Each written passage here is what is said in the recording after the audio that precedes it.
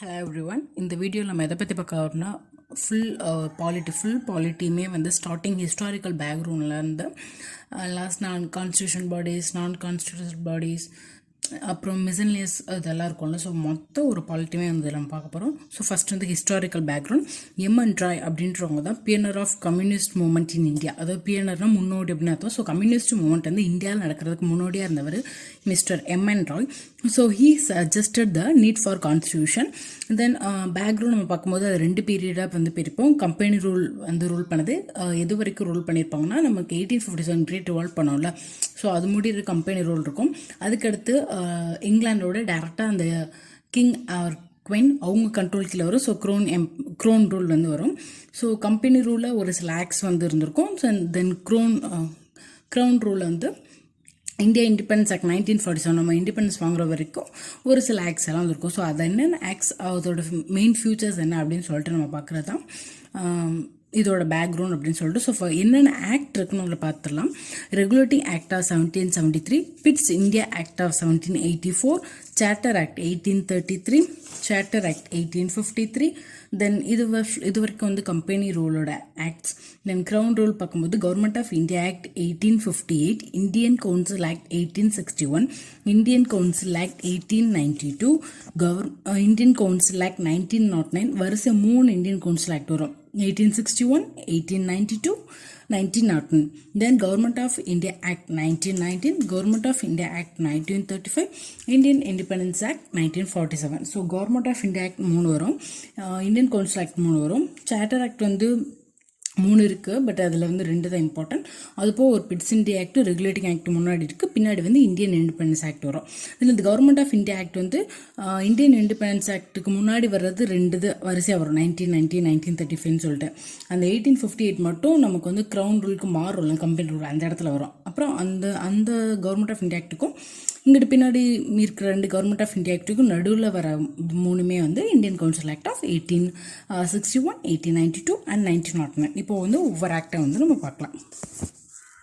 Regulating act 1773, இதுதான் வந்து British government எடுத்த ஃபர்ஸ்ட் ஸ்டெப். எதுக்காக இந்த ஸ்டெப் எடுத்திருக்காங்க அப்படின்னா, to regulate and control the affairs of the East India company. So East India கம்பெனியை வந்து ரெகுலேட் பண்ணுறதுக்காகவும் அதோட அஃபேர்ஸ் எல்லாம் கண்ட்ரோல் பண்ணுறதுக்காகவும் பிரிட்டிஷ் கவர்மெண்ட் எடுத்த ஃபர்ஸ்ட் ஸ்டெப் தான் இந்த ரெகுலேட்டிங் ஆக்ட் ஆஃப் 1773. அண்ட் இந்த இதில் தான் ஃபர்ஸ்ட் டைம் வந்து கம்பெனியோட ஃபங்க்ஷன் வந்து இந்தியாவில் பொலிட்டிக்கலாகவும் இருக்குது, அட்மினிஸ்ட்ரேஷனாகவும் இருக்குது அப்படின்னு வந்து ரெகக்னைஸ் பண்ணுறது. So first time it recognized the political and administrative functions of the company and it laid the foundation of central administration in India. So இது வரைக்கும் வந்து சென்ட்ரல் அட்மினிஸ்ட்ரேஷனே இல்லை இந்தியாவில், அங்கங்கே ஒவ்வொருத்தவங்க அப்படி வந்து இருந்திருக்காங்க. So it laid the foundation of central administration India. Then இந்த ஆக்டோட இம்பார்ட்டன்ட் ஃபியூச்சர்ஸ்னால் என்னென்னா, கவர்னர் ஆஃப் பெங்காலில் கவர்னர் ஜெனரல் ஆஃப் பெங்கால் அப்படின்னு வந்து மாற்றிருப்பாங்க. And the Governor General of Bengal is assisted by Executive Council. அந்த Executive Council வந்து 4 மெம்பர்ஸ் இருக்காங்க. So first governor general of Bengal வந்து லார்ட் வாரன் ஹேஸ்டிங். தென் இது போக governor of Bombay and governor of Madras வந்து இருப்பாங்கள்ல. ஸோ அவங்க வந்து கவர்னர் ஜெனரல் ஆஃப் பெங்காலுக்கு சபார்டினேட்டாக இருக்காங்க. தென் சுப்ரீம் கோர்ட் வந்து கல்கத்தாவில் கன்ஸ்ட்ரக்ஷன் பண்ணியிருக்காங்க. And it has the judges of 1+3, அதாவது 1 chief justice plus 3 judges. Then court of directors அப்படின்னு ஒன்று இன்ட்ரடியூஸ் பண்ணியிருக்காங்க. தென் அது எதுக்குன்னா, இப்போது இங்கே அவங்க என்ன பண்ணுறாங்க அப்படின்றத கமர்ஷியலாக வந்து வாட்ச் பண்ணுறதுக்காக. தென் they prohibit the servants of company from any private trade persons derived from the natives. அதாவது அவங்க வந்து தடை பண்ணியிருக்காங்க இந்த ஆக்ட் மூலியமா. என்ன தடை பண்ணியிருக்காங்கன்னா, பிரிட்டிஷ் சர்வன்ட்ஸ் வந்து இங்கே இருக்க இந்தியன்ஸ் நேட்டிவ் பீப்புள்ஸ் கிட்ட லஞ்சமோ கிஃப்டோ ப்ரெசண்ட்டோ வாங்கக்கூடாது. அண்ட் அவங்க கம்பெனி பேரில் மட்டும்தான் ட்ரேட் பண்ணணும், சொந்தமாக தனக்கு வந்து ட்ரேட் பண்ணக்கூடாது அப்படின்னு சொல்லிட்டு. So these are the futures of regulating act of 1773. Next வந்து பிட்ஸ் இந்தியா ஆக்ட் 1784. ஸோ இந்த ஆக்ட் வந்து எதுக்காக அப்படின்னா, ரெகுலேட்டிங் ஆக்ட் ஆஃப் 1773ல் ஏதாவது ஒரு டிஃபெக்ட்ஸ் இருந்தது அப்படின்னா அதை வந்து ரெக்டிஃபை பண்ணுறதுக்காக கொண்டு வந்த ஆக்ட் தான் வந்து இந்த Pitt's India act of 1784. So this act is also called as act of settlement. இந்த ஆக்டில் வந்து கம்பெனியோட கமர்ஷியல் அண்ட் பொலிட்டிக்கல் ஃபங்க்ஷனை வந்து டிஸ்டிங்விஷ் பண்ணியிருக்காங்க. தென் தீஸ் 2 ஃபங்க்ஷனையுமே வந்து ஓவர்லுக் பண்ணுறதுக்காக முன்னாடி கோர்ட் ஆஃப் டிரெக்டர்ஸ் மட்டும் ஒன்று இருந்துச்சு. ஸோ இப்போ வந்து போர்ட் ஆஃப் கண்ட்ரோல்னு சேர்த்து கொண்டு வரனால board of control for political affairs and court of directors for commercial affairs. And first time கம்பெனியோட டெரிட்டரிஸ் எல்லாமே வந்து பிரிட்டிஷ் பொசிஷன்ஸ் இன் இந்தியா அப்படின்னு வந்து டினோட் பண்ணுறாங்க. அதாவது பிரிட்டிஷோட ஆளுமைக்கு கீழே இந்தியாவில் இருக்கிற பிளேசஸ் அப்படின்னு சொல்கிறேன். தென் அந்த கம்பெனியோட சுப்ரீம் கண்ட்ரோலுமே வந்து கவர்மெண்ட் கிட்ட போயிடுச்சு. நெக்ஸ்ட் வந்து சார்ட்டர் ஆக்ட் ஆஃப் 1833. ஸோ இந்த ஆக்ட் வந்து ஃபைனல் ஸ்டெப் டுவர்ட்ஸ் சென்ட்ரலைசேஷன் அப்படின்னு வந்து சொல்லலாம். பிகாஸ் இதுக்கு மேலே சென்ட்ரலைசேஷனே பண்ண முடியாது அப்படின்னு அர்த்தம். சென்ட்ரலைசேஷன் மீன்ஸ் எல்லா பவருமே வந்து ஒருத்தர்கிட்ட தான் இருக்கும். அவங்களுக்கு கீழே வந்து இருக்கிறவங்களுக்கு பெரிய பவரே இருக்காது அந்த மாதிரி. இப்போ வந்து இந்தியாவில் இருக்கிறது வந்து சென்ட்ரலைசேஷனும் இருக்குது, டீசென்ட்ரலைசேஷனும் மிக்சடாக இருக்குது. பிகாஸ் டீசென்ட்ரலைசேஷன் எக்ஸாம்பிள்னு பார்த்தா நமக்கு வந்து central government, state government, local government அப்படின்னு பவர் வந்து கீழே இருக்கவங்க பிரித்து கொடுத்துருக்காங்க. ஸோ இது மட்டும் இல்லாமல் சென்ட்ரல் கவர்மெண்ட் மட்டும் எமர்ஜென்சி டைமில் ஒர்க் ஆகுதுல. ஸோ அந்த மாதிரி இருக்கும்போது வந்து இது வந்து சென்ட்ரலைசேஷன் அப்படின்னு சொல்லலாம். ஸோ அந்த மாதிரி இங்கே வந்து it's a final step toward centralisation. அதாவது கவர்னர் ஜெனரல் ஆஃப் பெங்காலில் இருந்தவரை கவர்னர் ஜெனரல் ஆஃப் இந்தியா அப்படின்னு ஒரு போஸ்ட் வந்து கிரியேட் பண்ணியிருக்காங்க. அண்ட் அவர்கிட்ட எல்லா மிலிட்ரி அண்ட் சிவில் பவர்ஸ் மட்டும் ஃபுல்லாகவே இருந்திருக்கு. ஸோ ஃபர்ஸ்ட் டைம் இந்தியாவில் இருக்க எல்லா பிரிட்டிஷ் பொசிஷன்ஸுமே ஒருத்தருக்கு கீழே வந்திருக்கு. Then first governor general of India வந்து lord William Bentinck, governor of Bombay and governor of Madras வந்து இதுக்கு முன்னாடி சபார்டினேட்டாக இருந்தாங்க. இப்போ வந்து அவங்களோட லெஜிஸ்லேட்டிவ் பவர் மொத்தமாகவே வந்து பறிமுதல் பண்ணிட்டாங்க, அவங்கள விட்டு போயிடுச்சு, டிப்ரைவ்ட். தென் இதுக்கு முன்னாடி இதெல்லாம் ஆக்ட்ஸ் அப்படின்னு வந்து சொன்னாங்களோ அதெல்லாம் வந்து ரெகுலேஷன்ஸ் அப்படின்னு மாறிடுச்சு. அந்த ஆக்ட்ஸுக்குள்ளே என்னென்ன லாஸ் எல்லாம் கொண்டு வந்தாங்களோ அதை வந்து ஆக்ட்ஸ் அப்படின்னு வந்து சொல்கிறாங்க. அண்டு இதில் வந்து என்ன சொல்கிறாங்கன்னா இந்த கம்பெனி வந்து பிகம்ஸ் அ பியூர்லி அட்மினிஸ்ட்ரேட்டிவ் பாடியாக மட்டும் மாறிடுச்சு. அண்ட் இவங்க வந்து இந்த ஆக்டில் வந்து ஒன்று வந்து இன்ட்ரடியூஸ் பண்ணுறதுக்காக ட்ரை பண்ணியிருப்பாங்க. ஏன்னா open competition for the selection of civil servants and இந்தியன்ஸ்க்கு வந்து ஜாப்ல எந்த ஒரு டிபாருமே பண்ணக்கூடாது அப்படின்னு சொல்லிட்டு. ஆனால் இது வந்து ஃபோர்ஸுக்கு பண்ண வராது because due to the opposition of court of directors. Then charter act of 1853. So இந்த ஆக்டில் வந்து கவர்னர் ஜெனரல் கவுன்சிலோட ஃபங்க்ஷன்ஸை வந்து பிரிச்சுறாங்க. இது வந்து லெஜிஸ்லேட்டிவ் ஃபங்க்ஷன்ஸ், இது எக்ஸிக்யூட்டிவ் ஃபங்க்ஷன்ஸ் அப்படின்னு சொல்லிட்டு. Then open competition charter act of 1833 கொண்டு வர முடியாததை இந்த சார்ட்டர் ஆக்ட் ஆஃப் 1853 வந்து கொண்டு வந்துருவாங்க. Open competition for civil servants எது மூலியமாக கொண்டு வந்தாலும் according to the Macaulay committee. And first time வந்து லோக்கல் ரெப்ரஸன்டேஷன் வந்து லெஜிஸ்லேட்டிவ் கவுன்சில் வந்து கொண்டு வந்திருக்காங்க. மொத்தம் 6 மெம்பர்ஸில் வந்து 4 பேர் வந்து local government of Madras, Bombay, Bengal and ஆக்ராலேருந்து அப்பாயின்மெண்ட் பண்ணியிருக்காங்க. ஸோ இதோட கம்பெனி ரூலில் வந்து ஆக்ட்ஸ் எல்லாம் முடிஞ்சிச்சு. த நெக்ஸ்ட் வந்து கிரவுன் ரூல். ஸோ ஃபர்ஸ்ட் வந்து government of India act of 1858. So இந்த ஆக்ட் வந்து நம்மளோட 1857 ரிவால்ட்டுக்கு அப்புறம் வந்து வரப்பட்ட ஒரு ஆக்ட். பிகாஸ் இந்த ரிவால்ட்டுக்கு அப்புறம் தான் வந்து கம்பெனி ரூல் வந்து இந்தியாவிலேருந்து இதெல்லாம் போதும் அப்படின்னு சொல்லிட்டு கிரவுன் ரூலுக்கு வந்து ஸ்விட்ச் ஓவர் ஆகுறாங்க. ஸோ ஃபர்ஸ்ட் வந்து government of India act of 1858. And இந்த ஆக்ட் வந்து ஒரு குட் கவர்மெண்ட் ஆஃப் இந்தியா வந்து கொண்டு வரக்காக ட்ரை பண்ணது அப்படின்றனால இந்த ஆக்ட் வந்து act of good government of India அப்படின்னு வந்து சொல்லலாம். ஸோ கிரவுன் ரூலுக்கு மாறனால ஃபர்ஸ்ட் வந்து என்ன பண்ணுறாங்கன்னா abolition of East India company and எல்லா பவர்ஸுமே வந்து கவர்மெண்ட் கிட்ட தான் போயிடுச்சு. ரெவன்யூஸ், டெரிட்டரிஸ் எல்லாமே வந்து இது வரைக்கும் என்னென்ன இருந்துச்சோ அந்த கம்பெனிக்குள்ள அது எல்லாமே வந்து ஸ்ட்ரைட்டாக கிரவுன் கீழே போயிடுச்சு. தென் இந்த பீரியடில் வந்து இந்த ஆக்டில் என்ன சொல்கிறாங்கன்னா கவர்னர் ஜெனரல் ஆஃப் இந்தியாவாக இருக்கிறவங்கள வைஸ்ராய் ஆஃப் இந்தியா அப்படின்னு மாற்றிறாங்க. தென் ஃபர்ஸ்ட் வைஸ்ராய் வந்து lord Canning. And it enter the double government system. அதாவது இதுக்கு முன்னாடி board of control and court of directors இருந்ததை அபாலிஷ் பண்ணிட்டாங்க. ஸோ அதுதான் வந்து டபுள் கவர்மெண்ட் சிஸ்டம் அப்படின்னு வந்து சொல்கிறாங்க. தென் இது ரெண்டே அபாலிஷ் பண்ணிட்டு புதுசாக ஒன்று வந்து கிரியேட் பண்ணுவாங்களே. அப்படி புதுசாக கிரியேட் பண்ண நியூ ஆஃபீஸ் வந்து என்னென்னா secretary of state for India. And இது வந்து இந்தியன் அட்மினிஸ்ட்ரேஷன் ஒரு கம்ப்ளீட் அட்மினிஸ்ட்ரேஷன் கண்ட்ரோலுமே வந்து இந்த secretary of state for India கிட்ட தான் இருக்குது. தென் இதில் வந்து என்ன சொல்லியிருக்காங்க அப்படின்னா பிரிட்டிஷ் கேபினெட் மெம்பர்ஸ் வந்து responsible to the British parliament. So அவங்க என்ன பண்ணாலுமே வந்து they are responsible to the British parliament. இப்போ எப்படி வந்து நம்மளோட council of ministers are collectively responsible to the Lok Sabha and they are individually responsible to the president அப்படின்னு சொல்கிறோம். அதே மாதிரி இங்கே வந்து பிரிட்டிஷ் கேபினெட் வந்து பிரிட்டிஷ் பார்லிமெண்ட்டுக்கு வந்து ரெஸ்பான்சிபிளாக இருக்காங்க. அண்ட் இதுக்கு முன்னாடி நான் சொன்ன அந்த செக்ரட்டரி ஆஃப் ஸ்டேட்டுக்கு வந்து அது வந்து ஒரு அட்வைசரி பாடி, அதுக்கு அசிஸ்ட் பண்ணுறதுக்கு ஒரு 15 மெம்பர் கவுன்சில் வந்து இருக்கு. ஸோ இந்த ஆக்டில் வந்து initiated the process of decentralisation, அதாவது பவர்ஸ் வந்து பிரித்து கொடுக்க ஆரம்பிச்சிருக்காங்க, ஸ்டார்ட் பண்ணியிருக்காங்க. So final step towards centralisation வந்து charter act of 1833 and decentralisation process வந்து இனிஷியேட் பண்ணது இந்தியன் கவுன்சில் ஆக்ட் ஆஃப் 1861. எப்படி இனிஷியேட் பண்ணியிருக்காங்க அப்படின்னா இன்டர்னல் அட்டானமி எல்லா ப்ராவின்சஸ்க்கு வந்து கொடுத்துருக்காங்க.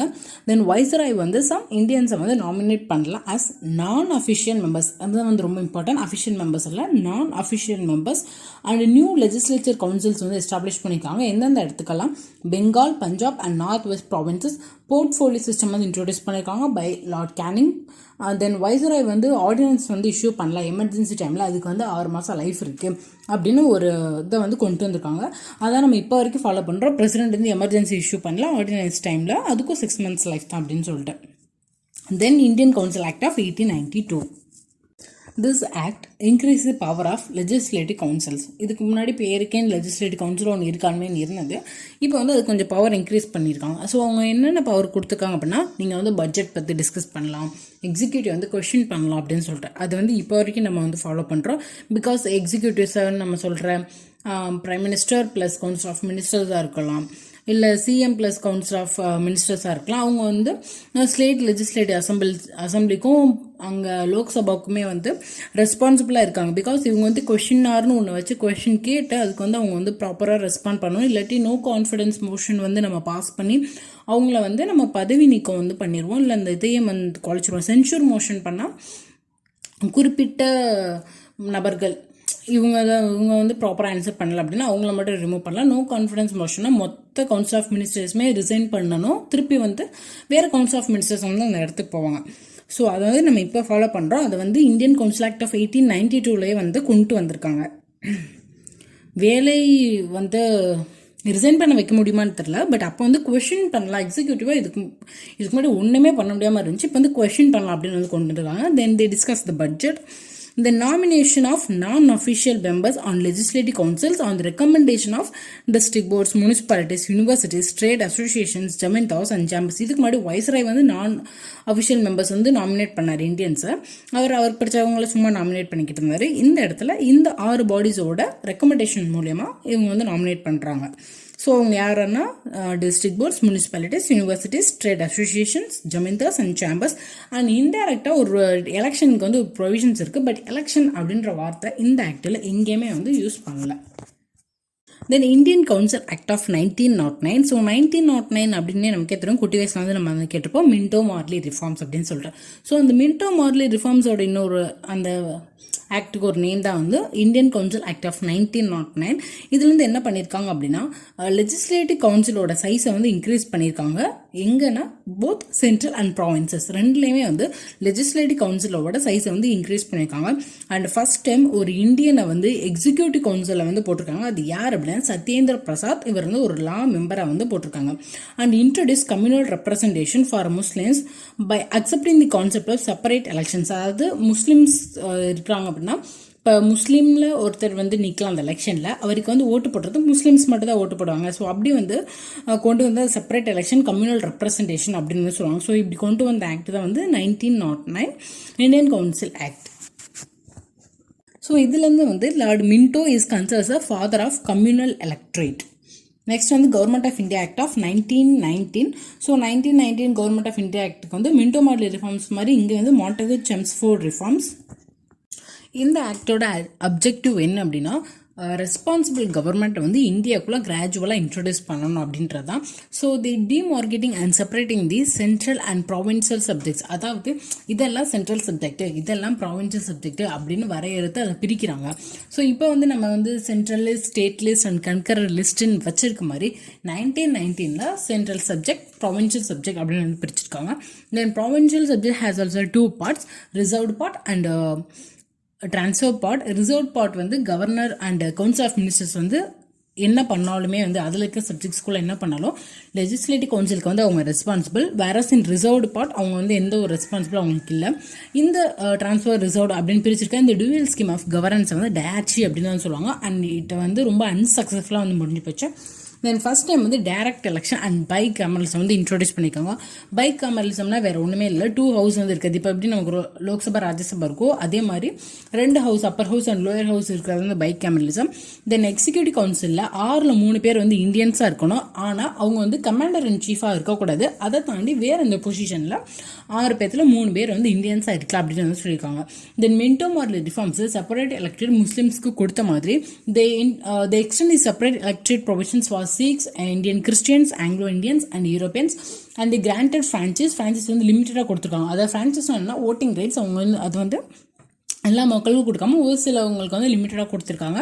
And they establish public service commission and separate the provincial budget from central budget. இப்போ எப்படி நமக்கு ஸ்டேட் பட்ஜெட் தனியாக சென்ட்ரல் பட்ஜெட் தனியாக இருக்கும், அதே மாதிரி அப்போ வந்து பிரிச்சிருக்காங்க. The separate the provincial budget from state budget. Next வந்து government of India act of 1935. இது வந்து ரொம்ப இம்பார்ட்டண்டான ஆக்ட். இந்த ஆக்டில் இருக்க நிறைய ப்ரொவிஷன்ஸ் வந்து நம்ம இந்தியன் கான்ஸ்டியூஷனில் எடுத்திருக்கோம். In Government of India Act of 1935, they divided the subjects into federal list, provincial list and concurrent list. So இப்போ இருக்கிற மாதிரி 3 லிஸ்ட் வந்துருச்சு. ரெசிடியல் பவர் வந்து வைஸ்ராய் கிட்ட இருக்குது. இப்போ வந்து ரெசிடியல் பவர் வந்து யூனியன் கிட்ட இருக்குது. 2 சிமிலர் தான். தி அபாலிஷ் தி டயர்ச்சி முன்னாடி சொன்னேன். டுவல் ஸ்கீம் ஆஃப் கவர்னன்ஸ், அந்த டிரான்ஸ்ஃபர் சப்ஜெக்ட், ரிசர்வ் சப்ஜெக்ட்னு இருக்குது. அதை வந்து ப்ராவின்சஸில் தானே முன்னாடி கொடுத்தாங்க. ஸோ அதை வந்து அங்கே அபாலிஷ் பண்ணிட்டு அங்கே கம்ப்ளீட் ஆட்டோனமி கொடுத்துட்டாங்க. But the adopt the dyarchy at centre. Then bicameralism அப்படின்னு பார்க்கும்போது மொத்தம் இருக்க 11 ப்ராவின்சஸில் 6 ப்ராவின்சஸில் வந்து பை கேமரலிசம் வந்து இன்ட்ரோடியூஸ் பண்ணிட்டாங்க. இன்னும் கொஞ்சம் செப்பரேட் எலக்டரேட் வந்து எக்ஸ்டெண்ட் பண்ணியிருக்காங்க for depressed class, women and labour. So இதுக்கு முன்னாடி ஃபஸ்ட்டு மின்டோ மார்லி ரிஃபார்ம்ஸில் முஸ்லிம்ஸ்க்கு மட்டும் வந்தது. Government of India act of 1919ல் Indian Christian, Sikhs, Anglo Indians, யூரோப்பியன்ஸ்க்கு எக்ஸ்டெண்ட் ஆயிருக்கும். Whereas in government of India act of 1935 extend for depressed class, women and labour. Then the abolish the council of India. அதுக்கப்புறம் இன்னும் கொஞ்சம் franchise வந்து extend பண்ணியிருப்பாங்க. Total பாப்புலேஷனில் ஒரு 10% பாப்புலேஷனுக்கு வந்து ஓட்டிங் ரைட்ஸ் வந்து இருக்கும். தென் இதுக்கு முன்னாடி central public service commission establish பண்ண மாதிரி இப்போ வந்து ப்ராவின்ஸ்லையும் ஜாயிண்ட் பப்ளிக் சர்வீஸ் கமிஷன் வந்து கொண்டு வந்திருக்காங்க. இப்போ எப்படி சென்ட்ரல் அண்ட் ஸ்டேட் ஜாயிண்ட்னு இருக்கோ அதே மாதிரி முன்னாடி federal, provincial and joint public service commission வந்து இருக்கு. தென் தி லாஸ்ட் ஆக்ட் வந்து Indian independence act of 1947. So Indian independence act of 1947ல் இதில் தெரியுது இண்டிபெண்டன்ஸ் அப்படின்னு சொல்லிட்டு. So enter the British rule in India and declare India independent and sovereign. Partition of India நடக்குது. வைஸ்ராயோட ஆஃபீஸ் வந்து abolish பண்ணிட்டாங்க. அதுக்கப்புறம் நமக்குன்னு ஒரு செக்ரட்டரி ஆஃப் ஸ்டேட் ஃபார் இந்தியான்னு ஒன்று கொண்டு வந்தாங்கல்ல, அதோட ஆஃபீஸையும் வந்து அபாலிஷ் பண்ணிட்டாங்க. கான்ஸ்டியூஷன் அசம்பிளி எஸ்டாப்ளிஷ் ஆயிருக்கு. இது வந்து என்ன சொல்கிறாங்க அப்படின்னா, இது வரைக்கும் பிரிட்டிஷ் பார்லிமெண்ட்லேருந்து போட்டிருக்க எந்த ஒரு ஆக்டை வேணாலும் நீங்கள் ரிப்பீல் பண்ணிக்கலாம், தேவைப்பட்ட இந்த ஆக்டையுமே நீங்கள் ரிப்பீல் பண்ணிக்கிங்க அப்படின்னு வந்து சொல்கிறாங்க. தென் அதுக்கப்புறம் பிரிட்டிஷ் சூப்பர்மசி பிரின்சிபல் ஸ்டேட்ஸ் வந்து எதெல்லாம் வந்து பிரிட்டிஷோட ஆளுமைக்கு கீழே இருந்துச்சோ அது எல்லாத்தையுமே அவங்க வந்து இண்டிபெண்ட்டாக விட்டுட்டாங்க. அண்ட் அவங்களுக்கு வந்து ஆப்ஷன்ஸும் கொடுக்குறாங்க. நீங்கள் வேணும்னா இந்தியாவில் ஜாயின் பண்ணிக்க, இல்லை பாகிஸ்தானில் ஜாயின் பண்ணிக்க, இல்லை நீங்கள் தனியாக இருக்குன்னு நினச்சா இண்டிபெண்ட்டாக கூட இருங்க அப்படின்னு சொல்லிட்டு. தென் ட்ரைபல் ஏரியாஸை போட்ட ட்ரீட் எல்லாமே வந்து ரிலாக்ஸேஷன் பண்ணுறாங்க. Then governor general of India and provincial governors வந்து constitution head of the state ஆயிட்டாங்க. தென் இங்கிலாண்டோட கிங் வந்து எம்பரர் ஆஃப் இந்தியா அப்படின்னு அவருக்கு ஒரு டைட்டில் வச்சுக்கிட்டார்ல, அதை வந்து அவர் ட்ராப் பண்ணிட்டாரு. ஸோ இந்த பீரியடில் சிவில் சர்வன்ஸாக ஒர்க் பண்ணவங்க அந்த ஜாப்பை அப்படியே அவங்களோட டென்யூர் முடிகிற வரைக்கும் கண்டினியூ பண்ணலாம் அப்படின்னு வந்து சொல்லிட்டாங்க. Then first governor general of dominion of India வந்து லார்ட் மவுண்ட் பேட்டன், லாஸ்ட்டுமே வருதான். இதோட வந்து ஹிஸ்டாரிக்கல் பேக்ரவுண்ட் வந்து முடிஞ்சிச்சு. நெக்ஸ்ட் வந்து making of constitution. So making of கான்ஸ்டியூஷனில் நமக்கு கான்ஸ்டியூஷன் மேக் பண்ணணும் அப்படின்னா ஃபர்ஸ்ட் நமக்கு ஒரு கான்ஸ்டியூஷன் அசம்பிளின்னு ஒன்று வேணும். ஸோ அதுக்காக இந்தியன் நேஷனல் காங்கிரஸ் இன் 1935ல் எங்களுக்கு கான்ஸ்டியூஷன் அசம்பிளி வேணும் அப்படின்னு வந்து டிமாண்ட் பண்ணுறாங்க. In 1938 behalf of INC. So Congress அவரோட சார்பாக நேரு வந்து ஒன்று டிக்ளேர் பண்ணுறாரு. என்ன அப்படின்னா, கான்ஸ்டியூஷன் ஆஃப் இந்தியா வந்து வேணும், ஆனால் அதை வந்து நாங்களே தான் ஃப்ரேம் பண்ணணும், எந்த ஒரு அவுட் சைட் இன்டர்ஃபரன்ஸும் அது வந்து இருக்கக்கூடாது. அண்ட் இதை வந்து நாங்கள் கான்ஸ்டியூஷன் அசம்பிளியில் வந்து மேக் பண்ணுவோம். அந்த கான்ஸ்டியூஷன் அசம்பிளியோட மெம்பர்ஸுமே வந்து செலக்ட் பண்ணுறது எப்படின்னா, அந்த பேசிஸ் ஆஃப் அடல்ட் ஃப்ரான்ச்சைஸ் மூலிமா நாங்கள் வந்து செலக்ட் பண்ணிக்கிறோம் அப்படின்னு வந்து சொல்கிறாங்க. இன் 1940 வந்து என்ன ஆகுது அப்படின்னா இதை வந்து ஆகஸ்ட் ஆஃபர் அப்படின்னு சொல்கிறாங்க. அது வந்து அந்த டிமாண்ட் வந்து அக்செப்ட் பண்ணிக்கப்பட்டுச்சு. இன் 1942 கிரிப்ஸ் மிஷன். ஸோ ஸ்டெஃபோர்ட் கிரிப்ஸ் வந்து இந்தியாவுக்கு வர்றாரு. என்ன ப்ரொபோசலோட வர்றாருன்னா கான்ஸ்டியூஷன் ஃப்ரேம் பண்ணலாம் அப்படின்னு சொல்லிட்டு. பட் இதை வந்து முஸ்லீம் லீக் வந்து ரிஜெக்ட் பண்ணுறாங்க. And the demand 2 state, India Pakistan, எங்களுக்கு வந்து 2 ஸ்டேட் வேணும் அப்படின்னு டிமாண்ட் பண்ணுறாங்க. தென் கேபினெட் மிஷன் இந்தியாவுக்கு வந்து அனுப்பப்படுறாங்க. Constitution assembly at last November 1946 வந்து ஃபார்ம் ஆகுது. அதோட டோட்டல் ஸ்ட்ரென்த் வந்து 389 மெம்பர்ஸ். அதில் 93 வந்து பிரின்ஸ்லி ஸ்டேட்ஸை சேர்ந்தவங்க, 296 வந்து பிரிட்டிஷ் இந்தியாவை சேர்ந்தவங்க. அவங்க அந்த பிரிட்டிஷ் இந்தியாவில் இருக்க மெம்பர்ஸ் வந்து முஸ்லீம், சீக்ஸ் அண்ட் ஜென்ரல்ஸ் வந்து பிரிச்சிருக்காங்க. அந்த 296 மெம்பர்ஸில் 292 members from 11 provinces and 4 from chief provision.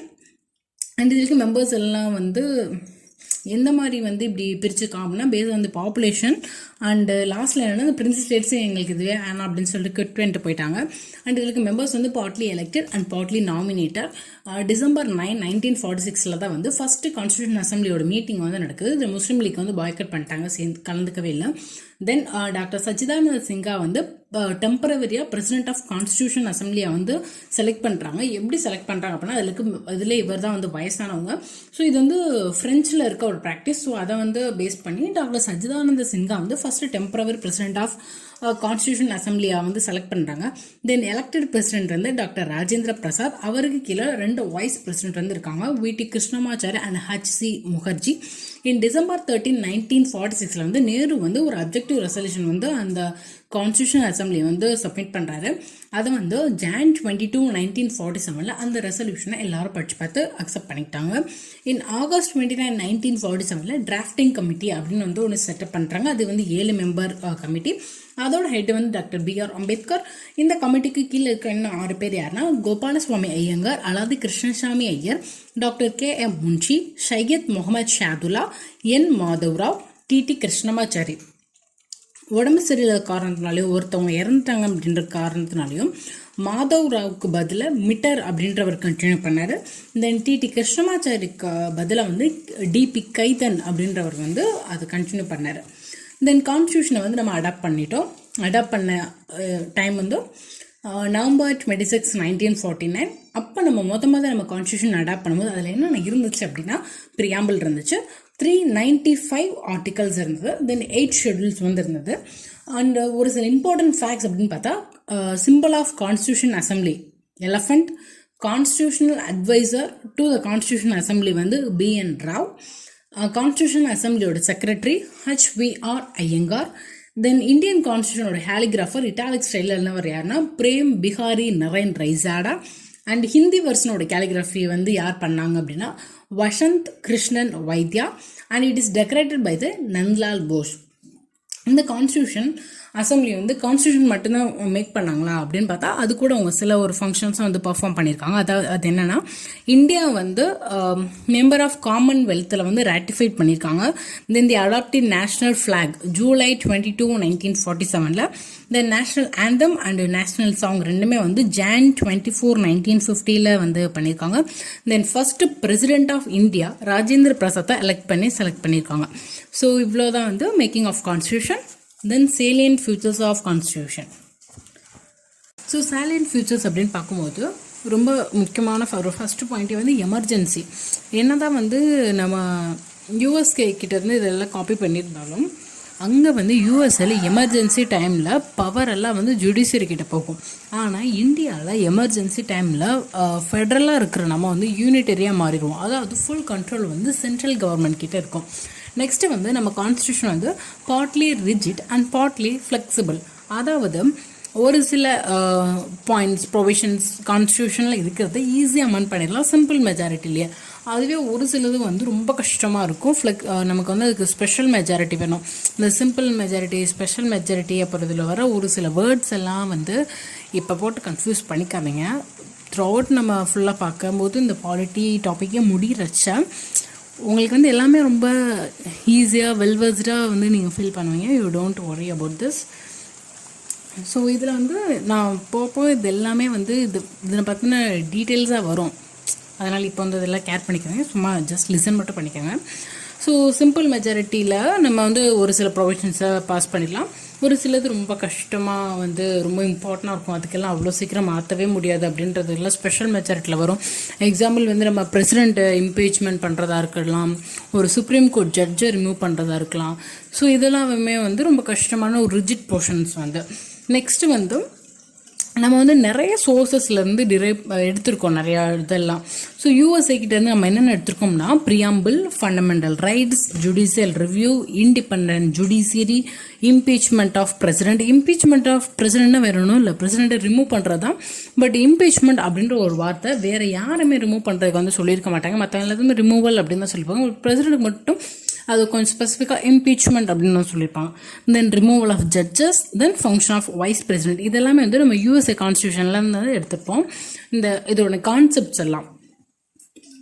தென் யூகேலேருந்து பார்த்தா rule of law, parliament, prime minister, council of minister, cabinet, bicameralism, writ petition, single citizenship and president as a nominal head. President as a nominal ஹெட்னா ஒன்றும் இல்லை, இப்போ நம்ம வச்சுருக்கோம் president சும்மா பேருக்கு, பட் உண்மையான பவர் எல்லாமே பிரைம் மினிஸ்டர் கிட்ட தான் இருக்கும், அவங்க தான் வந்து ரியல் ஹெட் அப்படின்னு சொல்லிட்டு. ஸோ அந்த இதுதான். தென் கனடா கிட்ட இருந்து residuary power in hands of the union. Residuary பவர்னா நம்ம வச்சுருக்கோம்ல union list, state list, concurrent லிஸ்ட்டுன்னு சொல்லிட்டு, இந்த 3 லிஸ்ட்லேயுமே இல்லாமல் ஒரு சில இம்பார்ட்டன்ட் ஏதாவது ஒன்று இருக்கும்.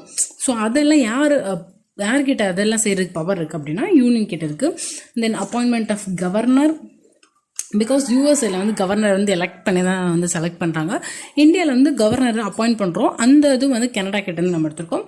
தென் advisory jurisdiction of supreme court, because அதில் வந்து original jurisdiction, appellate jurisdiction and advisory jurisdiction அப்படின்னு சொல்லிட்டு ஜுடிஷியரியில் இருக்கும். ஒரிஜினல்னால் இந்தந்த கேஸ் இவங்க மட்டும்தான் பார்க்கணும் அப்படின்னு சொல்லிருக்குது. அப்பீலேட்னா நம்ம கீழ் கோர்ட்லேருந்து மேல் கோர்ட்டுக்கு அப்பீல் பண்ணி போகிறது. அட்வைஸ்னா ஒரு சிலருக்கு வந்து இவங்க வந்து அட்வைஸ் பண்ணலாம் அப்படின்னு சொல்லிட்டு, ஏன்னா சுப்ரீம் கோர்ட் வந்து நிறைய விஷயங்கள் பிரசிடென்ட்டுக்கு வந்து அட்வைஸ் பண்ணுவாங்க. ஸோ அவங்க எந்தெந்த விஷயத்துலலாம் அட்வைஸ் பண்ணலாம், யாருக்கு பண்ணலாம், ஸோ அந்த மாதிரி இருக்கிறது தான் வந்து advisory jurisdiction of supreme court. So அது வந்து கனடா கிட்ட இருந்து எடுத்திருக்கோம். தென் ஆஸ்திரேலியாவிலேருந்து நம்ம கன்கரண்ட் லிஸ்ட் எடுத்திருக்கோம். கோஆப்ரேட்டிவ் ஃபெடரலிசம், ஜாயின்ட் சிட்டிங் வேற ஒன்றும் இல்லை, லோக்சபாவும் ராஜ்யசபாவும் சேர்ந்து உட்காந்துருக்காரு ஜாயின்ட் சிட்டிங். இது வந்து பிரசிடென்ட் தான் வந்து ஃபர்ஸ்ட் கூப்பிடுவார், பட் அவர் எதுவுமே பண்ண மாட்டார். ரிமைனிங் ப்ராசஸ் எல்லாமே வந்து பிரசிடென்ட்டோட ரெப்ரசன்டேட்டிவ் ஸ்பீக்கர் தான் பண்ணுவார். தென் அயர்லாந்து கிட்ட இருந்து நம்ம டிபிஎஸ்பி, அதாவது directive principles of state policy, president வந்து எலெக்ஷன் பண்ணுறோம், எப்படியோ ஒரு எலெக்ஷன் பண்ணுறோம், இன்டைரக்ட் எலெக்ஷன் பண்ணுறோம்ல அந்த கான்செப்ட். தென் மெம்பர்ஸ் வந்து Lok Sabha, Rajya Sabha, state legislative assembly, council, இதெல்லாம் நாமினேட்டிவ் மெம்பர்ஸ் இருப்பாங்க. ஸோ இந்த மாதிரி நாமினேஷன் பண்ணுறோம் அப்படின்ற அந்த ஒரு இது. அதுக்கப்புறம் ஃப்ரான்ஸ் வந்து ரிபப்ளிக், ஈக்குவாலிட்டி, ஃப்ராட்டர்னிட்டி, லிபர்ட்டி அந்த வேர்ட்ஸ் எல்லாம் எடுத்திருக்கோம்.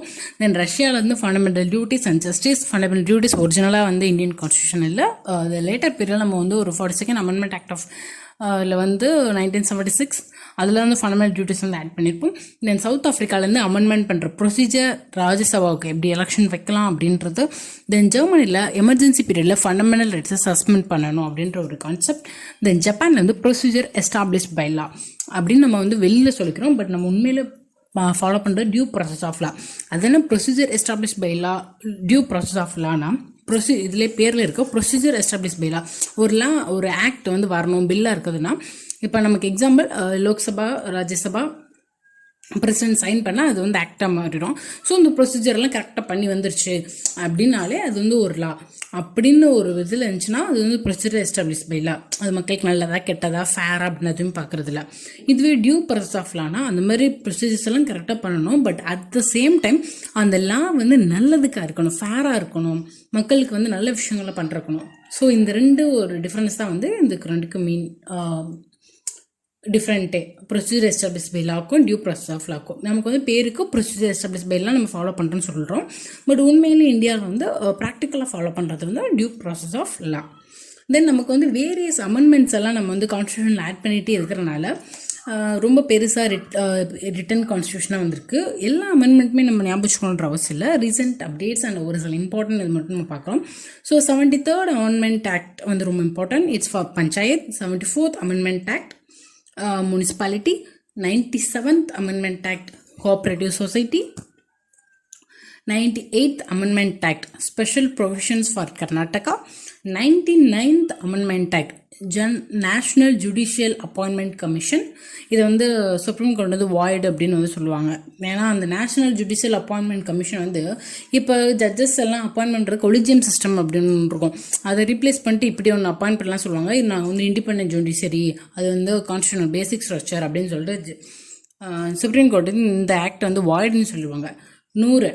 100th Amendment Act, 50-50 ஞாபகம் வச்சுக்கோங்க. India Bangladesh border land boundary agreement 101 பணம் ஜிஎஸ்டியோட act. Then 102 national commission for OBC. 103 இப்போ ரீசெண்டாக கொடுத்தாங்களே 10% reservation for economically weaker section அது. தென் நெக்ஸ்ட்டு சேலைன் ஃபியூச்சர் அப்படின்னு பார்த்தா நம்ம வந்து லாங்கஸ்ட் கான்ஸ்டியூஷன், ரொம்ப நீளமான கான்ஸ்டியூஷன். ஏன் கண்ட்ரி வந்து ரொம்ப டைவர்ஸாக இருக்குது, நிறைய ரிசோர்ஸஸ் வந்து எடுத்திருக்கோம், நிறைய டீட்டெயிலாக அட்மினிஸ்ட்ரேட்டிவ் ப்ராவின்சஸ் வந்து இருக்குது, நிறைய பெக்யூலியர் ப்ராப்ளம்ஸுமே சால்வ் பண்ணுறதுக்கு எப்படி நமக்கு இருக்குது, எமர்ஜென்சியை பற்றி இருக்குது, மைனாரிட்டிஸ் பற்றி இருக்குது, அஃபிஷியல் லாங்குவேஜஸ் பற்றி இருக்குது. ஸோ அதனால் நம்ம கொஞ்சம் பெருசு. அதுக்கப்புறம் நம்ம கான்ஸ்டியூஷனில் நிறைய ஸ்டேட்ஸோட கான்ஸ்டியூஷனுமே ஒரு சில ஸ்பெஷல் ப்ரொவின்சஸ் வந்து நம்ம இன்வால்வ் பண்ணியிருக்கோம். அதுக்கப்புறம் எல்லா ரைட்ஸுமே வந்து நம்ம கான்ஸ்டியூஷனில் இருக்குது. ஜஸ்டிஃபைபிள் ரைட்ஸ் எல்லாம், சில அன்ஜஸ்டிஃபைபிள் ரைட்ஸும் வந்திருக்கு. Then combination of written constitution with parliamentary and sovereignty. அதென்ன combination of written constitution with parliamentary and parliamentary sovereignty அப்படின்னா, ரிட்டன் கான்ஸ்டியூஷன் அப்படின்னாலே ஒரு லிமிட் வந்து செட் பண்ணுறது. அட் த சேம் டைம் பார்லிமெண்ட்ரிக்கு நம்ம வந்து சாவர்னிட்டியும் வந்து கொடுத்துருக்கோம், அவங்க தான் பெரியார் அப்படின்னு சொல்லிட்டு. ஸோ அதுதான் வந்து இந்த எல்லைக்குள்ளே பார்லிமெண்ட் என்ன வேணாலும் பண்ணலான்ற நம்ம வந்து ஒரு கொடுத்துருக்கனால it's a combination of written constitution and parliament sovereignty. And எல்லா கான்ஸ்டியூஷன் சொல்லப்பட்டிருக்க எல்லாமே வந்து டீட்டெயிலாக எக்ஸ்பிளைன் பண்ணியிருக்கல. ஒரு சில இடத்துல கன்வென்ஷனில் வந்து விட்டுட்டாங்க. அந்த இடத்துல அந்த சுச்சுவேஷனுக்கு ஏற்ற மாதிரி முடிவு எடுத்துக்கலாம் அப்படின்னு சொல்லிட்டு, for example right to life and liberty article 21. என்ன ரைட் டு லைஃப் என்ன லிபர்ட்டின்னு வந்து எதுவுமே சொல்லலை. நம்ம இதுக்கு அதை வந்து அடாப்ட் பண்ணிக்கிறோம். தென் யூனிவர்சல் அடல்ட் ஃப்ரான்ச்சைஸ், எல்லா சிட்டிசன்ஸ் 18 வயசுக்கு தான் எல்லாருக்குமே வந்து ஓட்டு போடுறதுக்கு உரிமை இருக்குது அப்படின்னு சொல்லிட்டு வந்து கொண்டு இருக்கோம். என்னதான் ரொம்ப டெவலப்டு ஸ்டேட் ஆனாலும் அவங்க எடுத்தடுப்புலேயே வந்து எல்லாருக்குமே வந்து ஓட்டிங் ரைட்ஸ் கொடுக்கல. பட் வந்து இந்தியா வந்து ரொம்ப போல்டாக அட்டம் பண்ண ஒரு மூவ் வந்து எல்லாத்துக்குமே வந்து ஓட்டிங் ரைட்ஸ் வந்து கொடுத்தது. அண்ட் தென் ஃபண்டமெண்டல் ரைட்ஸ், இது வந்து ரொம்ப ரொம்ப ரொம்ப முக்கியமான ஒரு டாபிக் வந்து ஃபண்டமெண்டல் ரைட்ஸ். ஃபண்டமெண்டல் ரைட்ஸ் அப்படின்னு பார்க்கும்போது யூஎஸ்ஏல ஃபண்டமெண்டல் ரைட்ஸ் அப்படின்னு சொல்லுவாங்க. But whereas in UK it is called as rights. ஏன் அப்படின்னா யூஎஸ்ஏல ஜுடிஷியல் வந்து சுப்ரீம், யூகேல பார்லிமெண்ட் தான் வந்து சுப்ரீம். ஸோ ஜுடிஷியல் சுப்ரீம் தான் இருக்கிறனால பீப்புள்ஸை வந்து ரைட்டை வந்து ப்ரொடெக்ட் பண்ணுறாங்க from both legislature and executive. But யூகேல பார்லிமெண்ட் தான் வந்து சவரேனாக இருக்கிறனால எக்ஸிக்யூட்டிவ்ல இருந்து மட்டும்தான் பீப்புள்ஸோட ரைட்டை வந்து ப்ரொடெக்ட் பண்ண முடியுமே தவிர லெஜிஸ்லேச்சர்லேருந்து ப்ரொடெக்ட் பண்ண முடியாது. இவங்களுக்கு ஒரு ரைட்ஸ் எல்லாம் ரெஸ்ட்ரிக்ட் பண்ணிவிட்டு இந்த ரைட்ஸ்குள்ளே நீங்கள் என்ன வேணாலும் பண்ணிக்கலாம் அப்படின்னு இருக்கும்போது அதை யாராவது தடை பண்ணால் அதை வேணால் வந்து அவங்க கேட்கலாம் அப்படின்றக்காக ரிட் பெட்டிஷன் வந்து கொடுத்துருப்பாங்க. பட் நம்ம வந்து என்ன பண்ணியிருக்கோம் அப்படின்னா யூஎஸ்ஏயோட ஃபுல்லாக அடாப்ட் பண்ணிட்டோம். நமது fundamental rights both legislature and எக்ஸிக்யூட்டிவ்லேருந்து ப்ரொடெக்ட் பண்ணுறோம். But at the same time இது உங்களுக்கு யாராச்சும் தடை பண்ணால் அப்போ நீங்கள் வந்து ரிட் பெட்டிஷன் வந்து போட்டுக்கலாம் அப்படின்னு சொல்லிட்டு. ஸோ ஃபண்டமெண்டல் ரைட்ஸ் வந்து ரொம்ப இம்பார்ட்டண்டான டாபிக். அடுத்து DPSP, directive principles of state policy. இது வந்து ஐரிஷ் கான்ஸ்டியூஷன்லேருந்து எடுத்துப்போம். அண்ட் இது வந்து ஒரு ஸ்டேட் மக்களுக்கு வெல்ஃபேருக்கு என்னென்ன பண்ணலாம் அப்படின்னு சொல்லிட்டு இருக்கிறது. இது வந்து ஒரு கவர்மெண்ட் வந்து நீங்கள் எங்களுக்கு இதெல்லாம் அந்த டிபிஎஸ்பில் சொன்னதெல்லாம் நீங்கள் எங்களுக்கு பண்ணல அப்படின்னு சொல்லிட்டு போய் நம்ம எங்கேயுமே வந்து கேஸ் போட முடியாது. பிகாஸ் இதெல்லாம் வந்து நான் என்ஃபோர்ஸபிள், கோர்ட்டில் கேஸ் போட முடியாது. ஆனால் இதுவெல்லாம் வந்து ஒரு யார்ட் ஸ்டிக் மாதிரி, மெஷரிங் யார்ட் ஸ்டிக் மாதிரி அவங்க என்னெல்லாம் அப்படி பண்ணியிருக்காங்க அப்படின்னு வச்சு அடுத்த எலெக்ஷனுக்கு அவங்க நமக்கு ரெஸ்பான்சிபிளாக இருக்காங்கல்ல. ஸோ அதுக்காக கொண்டு வந்தால் டிபிஎஸ்பி. தென் சிட்டிசன்ஷிப், நம்ம வந்து யூஎஸ்ஏல வந்து இருக்கிற மாதிரி டபுள் சிட்டிசன்ஷிப் இல்லை, கண்ட்ரிக்கு ஒன்று ஸ்டேட்க்கு ஒன்று அப்படின்னு சொல்லிட்டு யூகேல இருக்கிற மாதிரி single citizenship. Then fundamental duties இனிஷியலாக இல்லை, ரஷ்யாவில் இருந்து 42nd Amendment Act of 1976 add பண்ணியிருக்கோம். அண்ட் இதுவுமே வந்து நான் என்ஃபோர்ஸபிள், இதை நீ பண்ணி தான் ஆகணும் அப்படின்ற எந்த ஒரு கட்டாயமும் இந்த சிட்டிசன் மேலேயும் திணிக்கவே இல்லை. பட் ஏதோ ஒரு இது ரொம்ப தப்பு நம்ம பண்ணியிருக்கோம் அப்படின்றனால அது ஒரு சிலதுக்கு பார்லிமெண்ட்டில் லா கொண்டு வந்து பனிஷ்மெண்ட் வந்து கொடுத்துருக்காங்க. லைக் நேஷ்னல் ஃப்ளாகை வந்து நம்ம தப்பாக பண்ணுறது, அதுக்கு மரியாதை கொடுக்காமல் இருக்கிறது. இப்போ அதில் ஒரு இம்பார்ட்டண்டான ஒரு ஃபண்டமெண்டல் டியூட்டிஸ், பப்ளிக் ப்ராப்பர்ட்டி நம்ம ப்ரொடெக்ட் பண்ணுறோம். இப்போ வந்து ஒரு பஸ்ஸை வந்து ஒரு தனி மனுஷன் ஒருத்தன் போய் கொளுத்துறான் அப்படின்னா அந்த இடத்துல வந்து அவனை அரெஸ்ட் பண்ணுறாங்க. ஸோ அந்த மாதிரி ஒரு சில பனிஷ்மெண்ட்ஸ் வந்து பார்லிமெண்ட் வந்து லா மூலியமாக கொண்டு வந்திருக்கு. இது இப்போ வந்து நான் என்ஃபோர்ஸபிளாக இருக்குன்றதுக்காக இந்த ஃபண்டமெண்டல் டியூட்டிஸ் எப்போவுமே இப்படி இருக்குன்னு சொல்ல முடியாது. பார்லிமெண்ட் எப்போ வேணாலும் நினச்சா அதுக்கு ஒரு லா கொண்டு வந்து என்ஃபோர்ஸ் பண்ணலாம். Then independent judiciary, because executive, legislature, ஜுடிஷியரின்னு தனியாக இருக்குது. ஏன் தனியாக வச்சுருக்காங்கன்னா எந்த ஒரு ஃபேவரிசமும் சொல்ல தேவையில்லை, ட்ரையல் நல்லாயிருக்கும், ஜட்ஜ்மெண்ட் வந்து ஃபேராக இருக்கும் அப்படின்றதுக்காக வந்து ஜுடிஷியரி வந்து இன்டிபெண்ட்டாக இருக்குது. அண்ட் ஆல்சோ நம்ம வந்து integrated judiciary, that is supreme court ஒரு முடிவு பண்ணாங்க அப்படின்னா state court, high court and subordinate court, tribunals எல்லாத்துக்குமே வந்து அந்த முடிவு வந்து ஒரு பைண்டிங்காக இருக்கும். அவங்க யாரும் அது வந்து அது நீ வேற நான் வேற அப்படிலாம் சொல்ல முடியாது. ஸோ அது வந்து ஹை கோர்ட், அதெல்லாம் ஒன்றா சேர்ந்து ஜுடிஷியரி சிஸ்டம் அந்த மாதிரி. So independent and integrated judiciary. இந்த இடத்துல நமக்கு வந்து ஒரு முக்கியமான விஷயம், ஏன் இதை வந்து ஸ்பெசிஃபை பண்ணுற ஜுடிஷியரிக்கு அப்படின்னா, இப்போ யூகே அப்படின்னா தான் பார்லிமெண்ட் தான் பெருசு, யூஎஸ்ஏ வந்து ஜுடிஷியரி தான் பெருசு. பார்லிமெண்ட்டில் லா மேக் பண்ணுறாங்க, அவங்க தான் பெருசு. அது ஜுடிஷியல் ரிவ்யூ இல்லை, அது நல்லதாக கெட்டதாக அவங்க அது கேட்டதாக ஆகணும். ஆனால் யூஎஸ்ஏல அப்படி இல்லை, ஜுடிஷியரி தான் பெருசு. இப்போ ஒரு லா வந்து பார்லிமெண்ட்டில் மேக் பண்ணுறாங்க அப்படின்னா யூஎஸ்ஏ இந்த லாவை இது தப்பு, இதை இப்படி மாற்றுங்க, அதை அப்படி மாற்றுங்க அப்படின்னு அவங்க வந்து லா க்ரியேட் பண்ணலாம். பட் இந்தியாவில் பார்லிமெண்ட் தான் லா மேக் பண்ணுது, அதுக்கு ஜுடிஷியல் ரிவ்யூ இருக்குது. ஆனால் ஜுடிஷியரி என்ன சொல்ல முடியும்னா அதை ஒரு கிராஸ் செக் பண்ணி இந்த லா வேலிடா வாய்டா அப்படின்னு மட்டும்தான் சொல்ல முடியுமே தவிர இதை நீ அப்படி மாற்றி இதை நீ இப்படி மாற்றலாம் சொல்ல முடியாது. ஸோ ரெண்டு கண்ட்ரியோட ஆப்போசிட் ஃபியூச்சர்ஸை வந்து சேர்த்து நம்ம வந்து ஒரு ஃபியூச்சர் க்ரியேட் பண்ணி இந்தியன் கான்ஸ்டியூஷனில் வந்து வச்சுருக்கோம். தென் இப்போ ஷார்ட்டாக பார்த்தா இந்தியன் கான்ஸ்டியூஷனோட ஸ்ட்ரக்சரல் பார்ட் வந்து கவர்மெண்ட் ஆஃப் இந்தியா கிராஃப் 1935 எடுத்திருக்கோம். ஃபிலாசபிக்கல் பார்ட் வந்து American and Irish constitution, political part வந்து பிரிட்டிஷ் கிட்ட இருந்து. Then unique futures of Indian federalism. So federalism அப்படின்னு வரும்போது நம்ம வந்து அமெரிக்கன் கான்ஸ்டியூஷன்லேருந்து எடுத்திருக்கோம்.